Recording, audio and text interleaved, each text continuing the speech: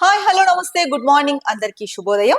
News stop ప్రేక్షకులందరికీ మహాశివరాత్రి శుభాకాంక్షలు. ఆంధ్రప్రదేశ్ ప్రధాన దినపత్రికల్లో వచ్చిన ప్రధాన వార్తాంశాలని ఒకసారి చూద్దాం. ముందుగా ఆంధ్రజ్యోతిలో వచ్చిన ప్రధాన బ్యానర్ ఐటమ్, ఎన్ని ఇబ్బందులు వచ్చినా విడిపోం, మా కోసం కాదు రాష్ట్రం కోసం కలిసే ఉంటాం, మరో 15 ఏళ్లు మాదే అధికారం, అధికార పక్షం ప్రతిపక్షం రెండూ మేమే, గవర్నర్ ప్రసంగిస్తుంటే గొడవ చేస్తారా, వారు పేపర్లు విసిరినప్పుడు వివేక హత్య గుర్తొచ్చింది, వైసీపీని భరించిన చంద్రబాబుకు హ్యాట్సాప్, గవర్నర్ ను గౌరవించని పార్టీ సభలో అడుగు పెట్టకూడదు, వైసీపీపై పవన్ ధ్వజం, సభ సాక్షిగా మోదీకి థ్యాంక్స్. సో నిన్న అసెంబ్లీ సమావేశంలో అయితే కనుక పవన్ కళ్యాణ్ కొన్ని కీలక వ్యాఖ్యలు చేశారు. ఎన్ని ఇబ్బందులు వచ్చినా కూడా మేము విడిపోము, అంటే మా కోసం కాదు రాష్ట్రం కోసం మేము కలిసే ఉంటాము అని చెప్పారు. అంటే జనసేన టీడీపీ విడిపోరు అని చెప్పేసి. కొద్ది కాలంగా ఎప్పుడైతే లోకేష్ డిప్యూటీ సీఎం అన్న వార్తలు బయటకి వచ్చాయో అప్పటి నుంచి అంటే చాలా మంది ప్రజలు అనుకుంటున్నది, అటు కొంతమంది జనసేన కార్యకర్తలు అవ్వచ్చు, ఇటు టీడీపీ కార్యకర్తలు అవ్వచ్చు, కొంతమంది అనుకుంటున్న వార్త అంటే లోకేష్ ని డిప్యూటీ సీఎం చేస్తే మరి పవన్ కళ్యాణ్ కి ఏమిస్తారు, ఏం పదవి ఇస్తారు, లేకపోతే ఇద్దరిని డిప్యూటీ సీఎంలుగా పెడతారా, లేకపోతే పవన్ ని క్రాస్ చేయడానికి లోకేష్ ని తెరపైకి తీసుకొస్తున్నారా డిప్యూటీ సీఎం గా అని చెప్పేసి చాలా రకాలుగా పవన్ కళ్యాణ్ అభిమానులు అయితేనేమి ప్రజలైతేనేమి ఈ చర్చ చాలా జరిగింది. సో ఈ నేపథ్యంలో పవన్ కళ్యాణ్ అయితే కనుక ఎన్ని ఇబ్బందులు వచ్చినా సరే మేము విడిపోము, మా కోసం కాదు రాష్ట్రం కోసం మేము విడిపోకోకుండా ఇలాగే కంటిన్యూ అవుతామని అయితే కనుక నిన్న అసెంబ్లీలో చెప్పడం జరిగింది. ఇక ముఖ్యంగా మరో 15 ఏళ్లు మాదే అధికారం అని చెప్పి కూడా ఆయన చాలా ధీమా వ్యక్తం చేశారు. గవర్నర్ ని గౌరవించని పార్టీ సభలో అడుగు పెట్టకూడదు అని చెప్పేసి కూడా అంటున్నారు. వారు పేపర్లు విసిరేస్తున్నప్పుడు అయితే కనుక వివేక హత్య కేసు గుర్తొచ్చిందని కూడా చెప్పారు. ఓవరాల్ గా చూసుకుంటే కనుక అంటే మొత్తంగా ఏం చెప్తున్నారు, ఈయన వైసీపీని భరించినందుకు చంద్రబాబుకు హ్యాట్స్ ఆఫ్, అలాగే మోదీకి సభ సాక్షిగా మోడీకి అయితే కనుక థ్యాంక్స్ చెప్పారు. మరి వైసీపీని భరించినందుకు హ్యాట్సాప్ చెప్తున్నారు పవన్ కళ్యాణ్. సో మరి గత ప్రభుత్వం వైసీపీ ప్రభుత్వం ఉన్నప్పుడు సో వైసీపీని భరించినందుకు చంద్రబాబుకు అయితే హ్యాట్సాప్ చెప్పారు. మరి గతంలో వైసీపీ గవర్నమెంట్ ని ఫామ్ చేసింది, ఆ టైంలో టీడీపీ ఉంది, అదొక ఎత్తు. అంతకు ముందు చంద్రబాబు నాయుడు అంటే టీడీపీ గవర్నమెంట్ ఫామ్ చేసింది, వైసీపీ ప్రతిపక్ష హోదాలో ఉంది. మరి అప్పుడు చంద్రబాబు నాయుడు హయాంలో ఉన్నప్పుడు ఆ పార్టీ చేసిన అవి కూడా ఒకసారి గుర్తు చేసుకోండి. ఆ పార్టీ ఎలా వ్యవహరించింది, సభలో ప్రతిపక్షాన్ని ఎలా చూసింది, అవన్నీ కూడా చూసుకొని మాట్లాడాల్సిన అవసరం అయితే కనుక ఎంతైనా ఉందని చెప్పేసి చాలా మంది ప్రజలు అభిప్రాయపడుతున్నారు.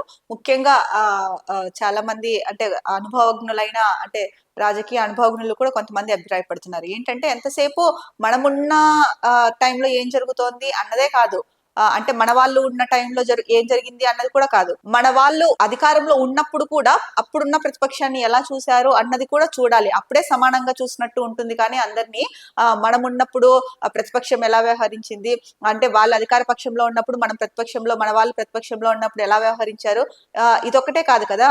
సో మన వాళ్ళు అధికార పక్షంలో ఉన్నప్పుడు, వాళ్ళు ప్రతిపక్షంలో ఉన్నప్పుడు మన వాళ్ళు ఎలా వ్యవహరించారు అన్నది కూడా చూడాల్సిన అవసరం ఎంతైనా ఉంది అని చెప్పేసి ప్రజలు అయితే చర్చించుకుంటున్నారు. పవన్ కళ్యాణ్ గారికి అయితే కనుక ఒక రకంగా అంటే పవన్ కళ్యాణ్ మీద చాలా మంది జనాల్లో రిజల్ట్స్ వచ్చిన తర్వాత, గవర్నమెంట్ ఫామ్ అయిన తర్వాత, ఆ తర్వాత ఏదైనా సమస్య తలెత్తినప్పుడు చాలా మంది ఇది బహిరంగ రహస్యమే, అంత ఏంటి సీక్రెట్ కూడా కాదు, అందరికీ తెలిసిన విషయమే, చాలా మంది హోప్స్ అయితే కనుక పవన్ కళ్యాణ్ మీద పెట్టుకున్నారు. ఏంటంటే కనుక ఒకవేళ అంటే ఏదైనా జరిగినా కూడా, ఒకవేళ గవర్నమెంట్ సీఎం చంద్రబాబు నాయుడు బిజీగా ఉండి దాన్ని పట్టించుకోకుండా ఉన్నప్పటికీ కూడా, అంటే ఆ బిజీలో ఉండి దాన్ని ఏదైనా కొంచెం లేట్ చేసినా, ఏది చేసినా కూడా, లేకపోతే స్పందించాల్సిన వాటిపైన వెంటనే స్పందించకపోయినా పవన్ కళ్యాణ్ ఉన్నారు, పవన్ కళ్యాణ్ స్పందిస్తాడు వెంటనే ఏది జరిగినా కూడా అని చెప్పేసి చాలా మంది హోప్స్ పెట్టుకున్నారు. ఈ మధ్య కాలంలో అంటే గవర్నమెంట్ ఫామ్ అయిన తర్వాత 8 నెలలు పూర్తయింది, 9 నెలలు అనుకుంటా, గవర్నమెంట్ ఫామ్ అయిన తర్వాత జరుగుతున్న వరుసగా ఆడపిల్లల మీద గాయచల్ అయితేనేంటి, అక్కడక్కడ జరుగుతున్న అరాచకాలు అయితేనేంటి, వీటన్నింటినీ చూస్తున్నప్పుడు ప్రజలు ఒకటే అనుకున్నారు, పవన్ కళ్యాణ్ అమ్మాయిల ముఖ్యంగా ఆడబిడ్డకు ఎక్కడ అన్యాయం జరిగినా సరే మేము వచ్చేస్తాం ముందుకు, తొక్కి తాట తీస్తాము అని చెప్పేసి చాలా చెప్పారు. అలాగే చంద్రబాబు నాయుడు చెప్పారు, లోకేష్ కూడా చెప్పారు, ఆడపిల్లల విషయంలో మేము ఎక్కడ అన్యాయం జరగకుండా చూసుకుంటాము అనేసి. కానీ ఎన్ని కేసులు ఇప్పటి వరకు ఎంతమంది మీద ఆడపిల్లల మీద వేధింపులు జరిగాయి, వాళ్ళ పైన హత్యాచారాలు జరిగాయి. మరి వీటన్నిటి మీద మీరు తీసుకున్న చర్యలేంటి? ఓవరాల్ గా అసెంబ్లీ వేదికగానే ఇప్పుడు మీరు చెప్పాల్సిన అవసరం ఉంది అని చెప్పేసి కూడా ప్రజలు డిమాండ్ చేస్తున్నారు. ఎన్ని కేసులు జరిగాయి ఇప్పటి వరకు, మీరు తీసుకున్న చర్యలేంటి, ఎంతమందిని ఇప్పటి వరకు పట్టుకున్నారు, ఎంతమందిని శిక్షించారు, ఇంకా ఎంతమందిని పట్టుకోవాల్సి ఉంది, ఎవరికి ఏమేం చేశారు, ఇదంతా కూడా బయట పెట్టండి. మీరు చెప్పినవే కదా, వీటన్నిటి మీద స్పందించండి. ముఖ్యంగా ఆడపిల్లల సేఫ్టీ మీదనే ఎక్కువగా అడుగుతున్నారు. మీరు సూపర్ 6 హామీలు ఇచ్చారు, దాంట్లో కొన్ని అమల్లోకి తీసుకొచ్చారు, ఇంకా అమల్లోకి తీసుకురావాల్సిన ఉన్నాయి, అవి కూడా జూన్ లోకి తీసుకొస్తామన్నారు. మరి ఆడపిల్లల భద్రత విషయంలో ఎందుకు మాట్లాడలేకపోతున్నారు? సుగాలి ప్రీతి విషయంలో ఎందుకు న్యాయం చేయలేకపోతున్నారు? సిబిఐ యూటర్న్ తీసుకున్నప్పుడు కూడా ఎందుకు సైలెంట్ గా ఉన్నారు? పవన్ కళ్యాణ్కి ఏమైంది ఆ టైంలో? చంద్రబాబు నాయుడు ఏం చేస్తున్నారు?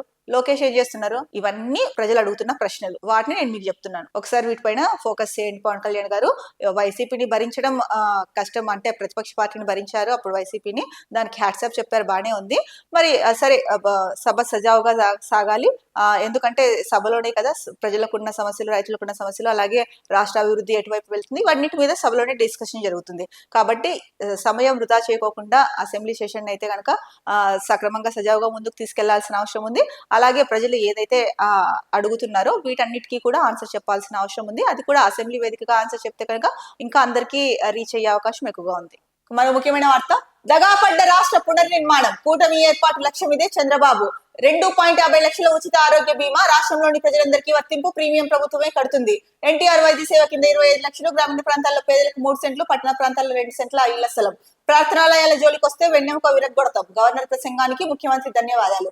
2026 జూన్ 12 నాటికి 5 లక్షల ఇళ్ల నిర్మాణం, స్కూల్స్ తిరిగి ప్రారంభించే నాటికి మెగా డిఎస్సి. మేలో తల్లికి వందనం, ఈ ఏడాది అన్నదాత సుఖీబాబా, ఒక్కో రైతుకు 3 విడతల్లో 20,000 సాయం, ఎస్సీ ఎస్టీలకు ఉచితంగా సూర్యఘర్ పథకం. మరి అంటే దగాపడ్డ రాష్ట్రం అంటే ఇక్కడ సీఎం గారి దృష్టిలో గత 5 ఏళ్లలో రాష్ట్రం దగా పడింది, దాన్ని పునర్నిర్మిస్తాము, అదే మా లక్ష్యం అని చెప్పేసి చెప్తున్నారు. ఇంకా అలాగే 2.50 లక్షల ఉచిత ఆరోగ్య బీమా అయితే కనుక ప్రొవైడ్ చేస్తున్నామని కూడా చెప్పి, అలాగే రాష్ట్రంలోని ప్రజలందరికీ కూడా ఇది వర్తిస్తుందని చెప్పేసి చెప్తున్నారు అనమాట. మరో ముఖ్యమైన వార్త, వీసీలను బెదిరించామా, నిరూపించండి, ఆధారాలు ఇస్తే విచారణకు ఆదేశిస్తా, బెదిరించడం మీకు అలవాటు, మండలిలో వైసీపీ ఆరోపణలకు మంత్రి నారా లోకేష్ సమాధానం. మరో ముఖ్యమైన వార్త, కేంద్రం నిర్బంధ హిందీకి వ్యతిరేకంగా మరో భాషోద్యమం, తమిళనాడుపై వేలాడుతున్న నియోజకవర్గాల పునర్విభజన కత్తి, 5న అఖిలపక్షం, స్టాలిన్. సో కేంద్రం ఏదైతే కనుక అంటే హిందీ ప్రవేశపెట్టాలి అన్ని రాష్ట్రాల్లో అని అన్నారో, ఈ విషయం పైన అయితే కనుక తమిళనాడుపై వేలాడుతున్న నియోజకవర్గాల పునర్విభజన కత్తి అని చెప్పేసి దీనిపైన 5వ తారీఖున అఖిలపక్ష భేటీ ఉంటుందని చెప్పేసి చెప్తున్నారు స్టాలిన్. దీనికి సంబంధించిన వార్త ఇచ్చారు. మహాశివరాత్రికి ముస్తాబైన శైవ క్షేత్రాలు, సర్వం శివమయం, విద్యుత్ దీపాల అలంకరణతో మెరిసిపోతున్న శ్రీశైల క్షేత్ర వీధుల్లో భక్తజన సందోహం. సో శ్రీశైలంలో అయితే కనుక భక్తులు భారీ సంఖ్యలో ఉన్నారు, అది అత్యంత రద్దీ కనిపిస్తుంది. దానికి సంబంధించిన ఫోటో ఇచ్చారు. సో సర్వం శివమయం అయిపోయింది. ఇవాళ శివరాత్రి సందర్భంగా శైవ క్షేత్రాల్లో అయితే భక్తులతో పోటెత్తాయి. సో దీనికి సంబంధించిన ఒక ఫోటో ఇచ్చి ఒక ఫోటో అయితే కనుక ఇచ్చారు. అంటే శ్రీశైల క్షేత్రంలో క్షేత్ర వీధుల్లో భక్తుల జనం ఏ విధంగా ఉంది అని. తెలీదు, మర్చిపోయా, గుర్తులేదు, దర్యాప్తు అధికారుల విచారణలో అదుర్సు చూపించిన వైసీపీ నేత వంశీ, సత్యవర్ధన్ ఎవరో కూడా తెలియదట, ఒక రాత్రంతా సత్యవర్ధన్ తన ఇంట్లో ఉన్నాడని వెల్లడి, కానీ గుర్తించలేదట, ఇంట్లో నుంచి వెళ్లిపోయాకే తెలిసిందట, టీడీపీ కార్యాలయంపై దాడి కేసులో యూటర్న్ పై బలవంతం చేయలేదట, ఫోన్లు ఎక్కడున్నాయో గుర్తులేదని వెల్లడి, సత్యవర్ధన్ ఎక్కిన కారు తనది కాదని బొంకు, తొలి రోజు 2 గంటల పాటు విచారణ, 30 ప్రశ్నలు సంధించిన దర్యాప్తు అధికారి. నిన్న వల్లభనేని వంశీని అయితే కనుక పోలీసులు విచారించారు. అందులో ముఖ్యంగా ఏది అడిగినా కూడా అంటే తెలియదు, గుర్తులేదు, మర్చిపోయాను, ఈ 3 మాటలే చెప్తున్నారు. అదుర్స్ సినిమాలో ఏదైతే ఉందో డైలాగ్, అంటే దాన్ని చూపించారు వైసీపీ నేత వల్లభనేని వంశీ అని చెప్పేసి ప్రధాన వార్తా ఐటమ్ గా అయితే కనుక ఇచ్చారు. సో సత్యవర్ధన్ ఎవరైతే టీడీపీ కార్యాలయం పైన వల్లభనేని వంశీ దాడి జరిపాడో, దీనికి సంబంధించి సత్యవర్ధన్ సాక్షి, ఆయన ఎవరో కూడా నాకు తెలియదు, సో ఒక రోజంతా మా ఇంట్లో ఉన్నాడు, కానీ నేను ఆయన్ని గుర్తించలేదు అని చెప్పేసి చెప్పాడంట. సో మొత్తానికి అయితే కనుక తొలి రోజు 30 ప్రశ్నలు అడిగారు అని ముఖ్యంగా వార్తాంశం అయితే ఇచ్చారు. బట్ 30 క్వశ్చన్స్ అడిగినా కూడా, అంటే 2 గంటల పాటు 30 క్వశ్చన్స్ అడిగినా కూడా చాలా వరకు అయితే కనుక ఆన్సర్ రావాల్సిన ఆన్సర్ అయితే కనుక రాలేదు. ఏది అడిగినా కూడా అంటే పూర్తిగా నాకు తెలియదు అని చెప్తున్నాడు వంశీ అన్నది ఈ వార్తా కథనం ద్వారా మనకు తెలుస్తోంది. మోదీ ప్రభుత్వం ఫాసిస్ట్ కాదు, నయా ఫాసిజం పోకడలు మాత్రమే ఉన్నాయి. ముసాయిదా రాజకీయ తీర్మానంలో సిపిఎం దశాబ్దాల వైఖరి మార్చుకున్న మార్క్సిస్ట్ పార్టీ. డాక్యుమెంట్ సవరించాలని సిపిఐ డిమాండ్. బీజేపీ ఎల్డీఎఫ్ రహస్య పొత్తు. కాంగ్రెస్ ఆలస్యంగానైనా సిపిఎం గ్రహించింది. బీజేపీ.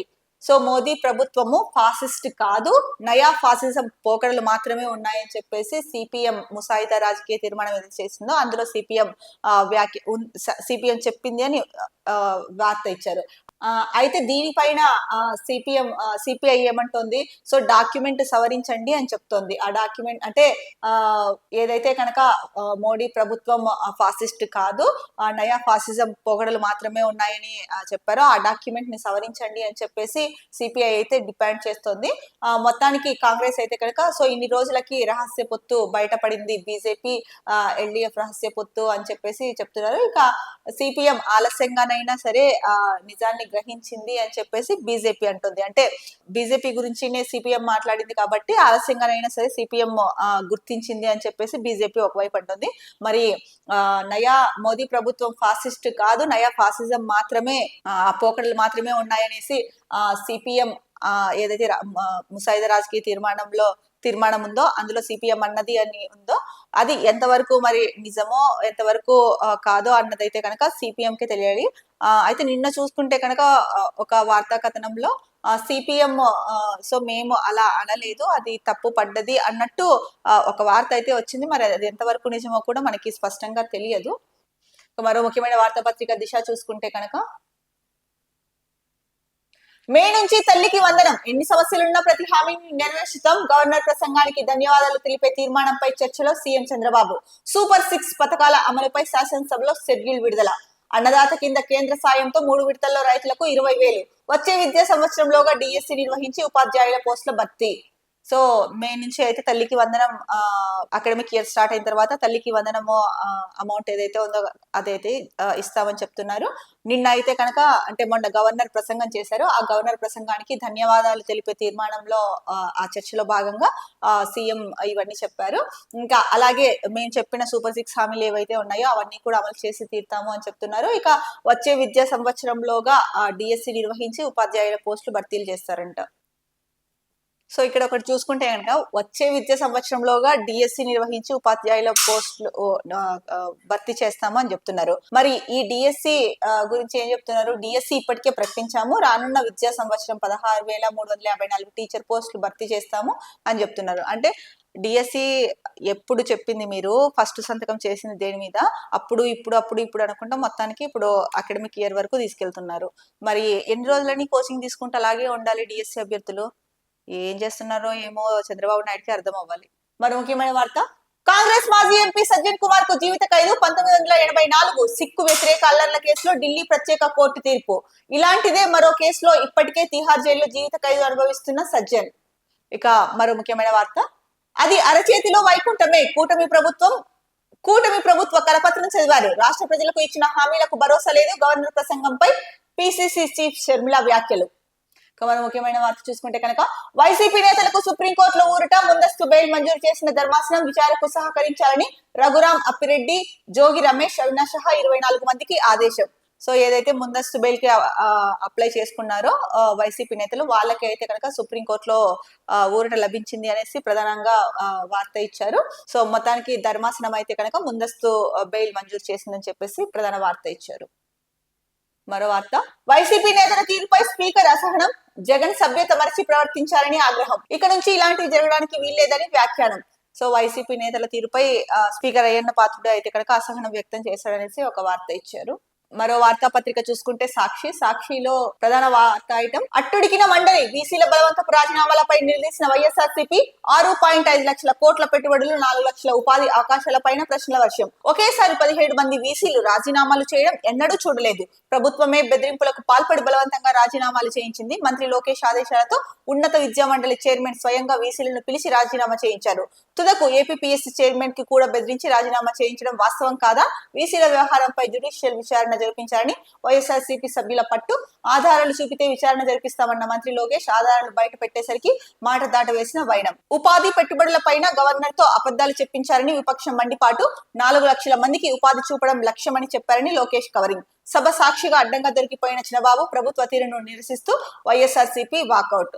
సో నిన్న అయితే కనుక శాసన మండలి అట్టుడికింది అని చెప్పేసి ప్రధానంగా వార్త ఇచ్చారు. దీంట్లో చూసుకుంటే కనుక ఇంతకుముందు న్యూస్ పేపర్ లో చూసుకున్నాం, బీసీలను బెదిరించి మేము రాజీనామా చేయించామా, ఆధారాలు ఉంటే బయట పెట్టండి అనేసి లోకేష్ అన్నారు. ఇక్కడ వార్తా కథనంలో చూస్తే కనుక ఇక్కడ కూడా అదే అడిగారు, ఆధారాలు ఉంటే బయట పెట్టండి అని చెప్పేసి. సో ఆధారాలు బయట పెట్టేసరికి ఏదైతే చెప్పారో 6.5 లక్షల కోట్ల పెట్టుబడులు, అలాగే 4 లక్షల మందికి ఉపాధి అవకాశాలు కల్పించామన్నారు కదా. దానిపైన ముఖ్యంగా నిన్న మండలిలో ప్రశ్నల వర్షం అయితే కురిసింది అని చెప్పేసి ఇచ్చారు.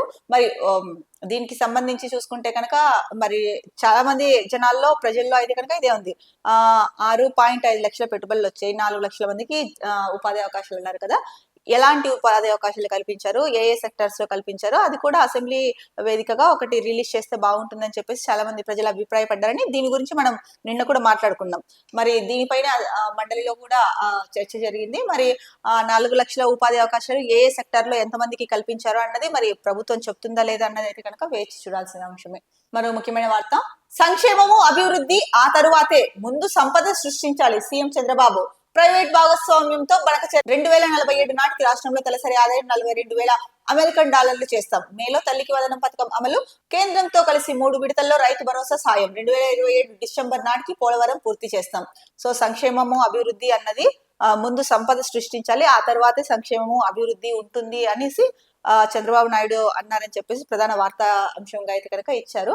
మరి సంపద సృష్టించేది ఎప్పుడు, ఆ సంపద సృష్టించేకి ఎంత టైం పడుతుందో తెలియదు, అంటే ఎవరికి తెలీదు ఆ సంపద సృష్టించడానికి ఎంత టైం పడుతుందని. మరి అప్పటి వరకు సంక్షేమము అభివృద్ధి గురించి పట్టించుకుంటారా, పట్టించుకోరా? ఇది కూడా అయోమయంగానే ఉంది. అంటే ఈ వార్తా కథనాన్ని చూస్తే. మరో ముఖ్యమైన వార్తాపత్రిక ఈనాడు చూస్తే కనుక ఈనాడులో ఎమ్మెల్సీ ఎన్నికల్లో హోరాహోరీ ముగిసిన ప్రచారం, 3 స్థానాలకు పోలింగ్ రేపు. ఎమ్మెల్సీ ఎన్నికల ప్రచారం హోరాహోరీగా జరిగింది. మొత్తానికైతే కనుక ప్రచారం ముగిసింది. రేపు 3 స్థానాలకు పోలింగ్ ఉంది. మరి ఎవరు గెలుస్తారు అన్నది అయితే కనుక చూడాలి. మరో ముఖ్యమైన వార్తాంశం చూస్తే కనుక బంగాళాఖాతంలో భూకంపం, రిక్టర్ స్కేల్ పై 5.1గా నమోదు. సో బంగాళాఖాతంలో అయితే కనుక భూకంపం వచ్చింది, రిక్టర్ స్కేల్ పైన 5.1గా నమోదైందని చెప్పేసి ప్రధానంగా వార్తాంశం ఇచ్చారు. ఇది ఆంధ్రప్రదేశ్ కు సంబంధించిన వార్తాపత్రికల్లో వచ్చిన ప్రధాన అంశాలు. రేపటి న్యూస్ టాప్ మార్నింగ్ హెడ్లైన్స్ లో మళ్ళీ కలుసుకుందాం. అంతవరకు సెలవు, నమస్కారం. Be happy, stay strong, stay healthy.